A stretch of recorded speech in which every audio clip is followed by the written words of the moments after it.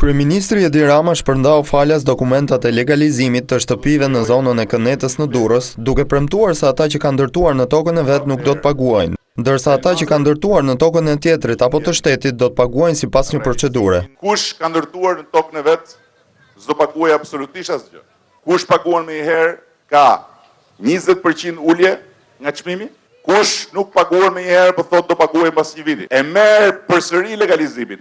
Merr letrën dhe ka mundësinë paguajë pas një viti, por nuk përfiton pas një viti më nga ulja. Edi Rama ka kujtuar se duke marrë titullin e pronësisë, gjithkush ka një kapital të cili mund ta përdorë ekonomikisht. Jemi në një sistem ku shteti nuk mund të jetë punëdhënësi më i madh. Legalizimet kanë funksionuar si një shtysë e fortë ekonomike për familjet e varfra. Ti mund dalësh nga varfria duke e përdorur shtëpinë si kapital dhe duke marrë nga banka mundësinë që ti të futesh në aktivitet. Një aspekt tjetër që kryeministri i vendit griti në diskutim ishte siguria energjetike. Kryeministri tha se kush do të paguajë energjinë elektrike do të çlirohet dhe nga kufizimi hipotekor. Parlamenti do të miratojë një ndryshim rrënjësor në kodin penal, kush kapet që vjedh energjinë do shkojë në burg, do paguajë dhe gjop. Që ju të paguani energjinë, ne do t'ju japim mundësi që të paguani më pak për legalizim. Kreu i shtetit pohoi se qeverisja e shkuar mbajti peng mira aplikime për legalizime, duke dhënë ato që ai quajti Shaban Tapit. Kjo është hera e dytë pas banorëve të Paskuqanit, ku kryeministri i vendit shpërndan me dorën e tij certifikatat e pronësisë tek qytetarët.